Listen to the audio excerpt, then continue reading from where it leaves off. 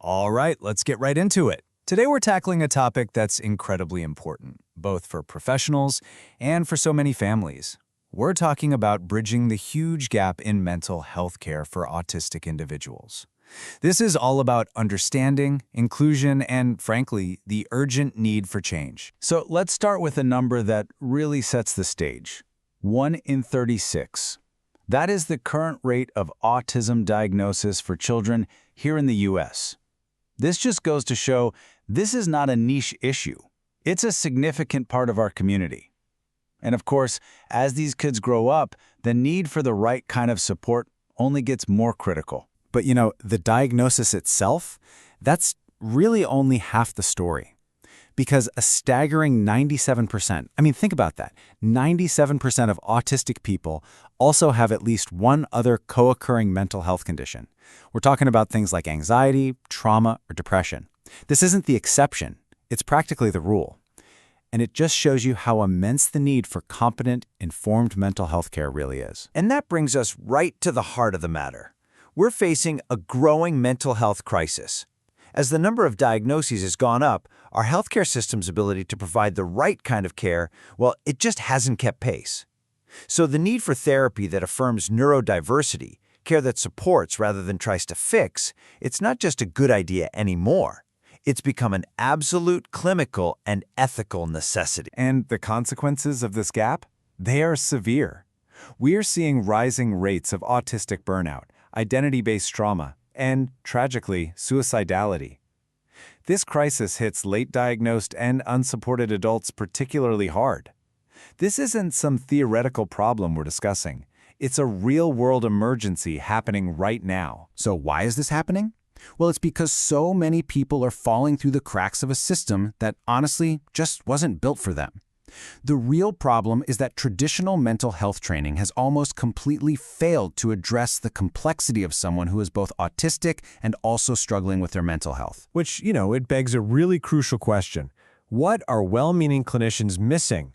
When an autistic person reaches out for help, what is getting lost in translation? This, right here, perfectly illustrates that disconnect. On the one hand, you have what clinicians are often trained to see, behaviors they might label as aggression or defiance or emotional instability. But on the other hand, you have what's actually happening from a neurological standpoint, a meltdown caused by sensory overload, or avoiding a task because of executive dysfunction, a total shutdown to conserve energy, or masking just to try and fit in. One is a behavioral judgment, the other is a neurological reality. So the bottom line here is this. The challenge is fundamentally neurological, not behavioral. The very actions that get misunderstood or even punished are often symptoms of deep-seated struggles with things like executive function and emotional regulation. It's about how the brain is wired, not a choice someone is making. Okay, so we've really sketched out the problem. Now let's pivot and talk about the solution. Because new, more effective models are emerging. And one we're going to highlight is called Polyvagal Informed Cognitive Behavioral Therapy, or PVI-CBT for short. Now this model, it completely flips the traditional approach on its head. Instead of jumping right in and trying to change thoughts or behaviors, step 1 is all about stabilizing the body's nervous system. You have to start there. Only then, in step 2, can you actually work on building self-trust and awareness. And then finally, in step 3, you can bring in the cognitive skills. It's all about regulating the body before you can ever hope to regulate behavior. The whole philosophy is simple, but it's just so profound. When we stabilize the nervous system, we unlock the ability to heal. This completely reframes healing as a physiological process, not just a mental one. When the body actually feels safe, that's when the brain's ability to build cognitive resilience gets unlocked. It's a foundational shift in thinking. But you might be wondering, if this model is so effective, why isn't it everywhere? And that brings us to another huge systemic problem, the therapist training gap. For so many people, finding a therapist who is truly informed about autism and mental health feels like searching for a needle in a haystack. And to be really clear, this shortage isn't because therapists don't care. It's because they don't feel equipped. When a therapist says, "I don't think I'm the right fit," it's often because their own training never prepared them for this work.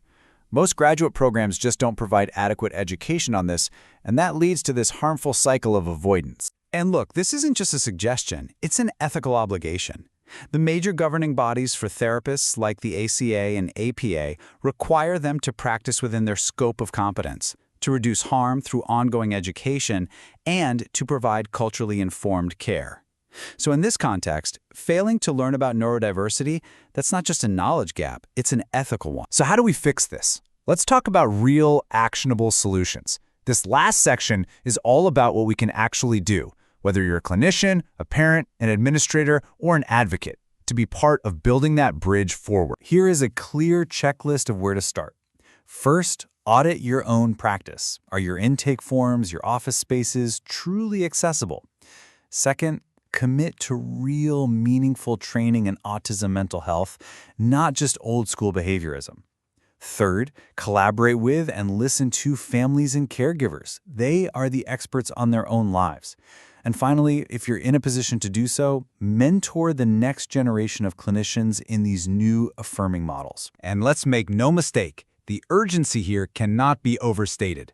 This is not some future problem we need to plan for. The clients are here. The families are waiting. The referrals are already pouring in.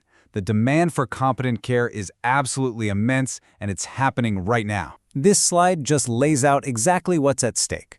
On one side, you have our current reality, which leads to more trauma, more hospitalizations, and families in constant crisis. But on the other side, there's a possible future, one with informed care that leads to a higher quality of life, stable employment, and supported families. The choice between these two futures really depends on the actions that we all take, starting today. We'll end on a powerful shift in mindset. Maybe one of the most inclusive things you can do is simply to believe that neurodivergent minds are worth understanding, not fixing. That single belief is the first and maybe the most important step in bridging this entire gap.